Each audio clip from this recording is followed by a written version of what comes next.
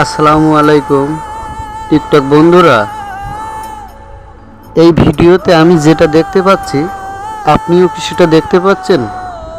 একটু খেয়াল করে দেখুন তো, আর বেশি বেশি করে শেয়ার করে দেন, যাতে ভারতের নরেন্দ্র মোদী ও শুভেন্দু অধিকারীর চোখে পড়ে এই কোরবানির গোশ শুধু আমরাই মুসলমানরাই একা খায় না, তাদের ধর্মের মানুষও খায়।